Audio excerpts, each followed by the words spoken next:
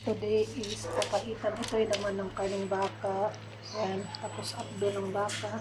Ito ang ating ricado, luya, sibuyas, tapos bityog, tapos kalamansi, bawang, tapos sinong green.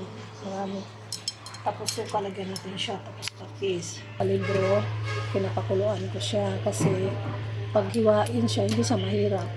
Nugasan ko na yan, tapos pakukuluan bago hiwain yan. Ang ating papaitan. Di ako po nag-ano ng papaitan ng mga bituka at saka mga bato or ano, hindi, ganyan lang, laman, libro at saka tuwalya. Ayan, ayan na guys, napakuluan na natin, hihiwain na natin yan guys. Nahiwa na natin ang laman, ilagay na natin sa pressure cooker. Ayan, ayan na ang libro at saka tuwalya natin na mahiwa.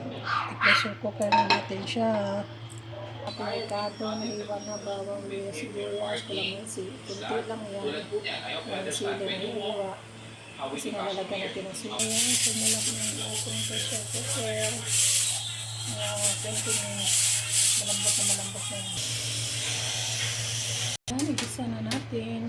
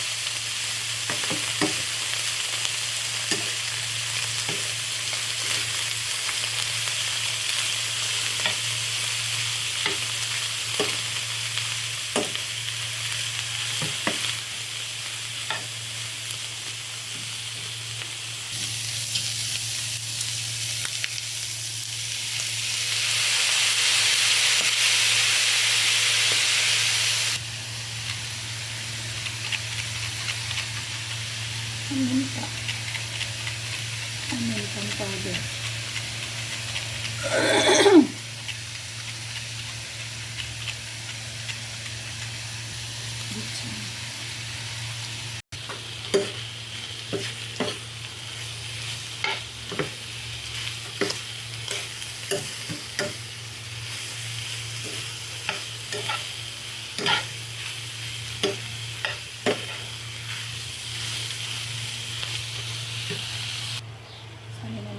Ito sa kanyang sabaw.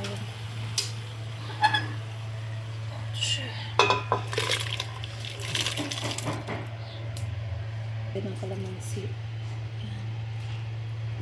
Lalagay na tayo ng abdo. Tama na muna yan. Tapos lagay tayo ng sili.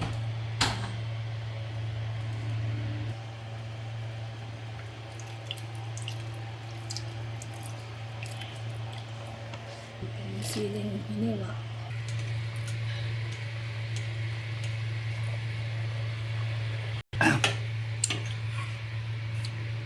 Sakto lang yung anghang. Tikman mo yung ano. Ano pa sa sabaw? Ha?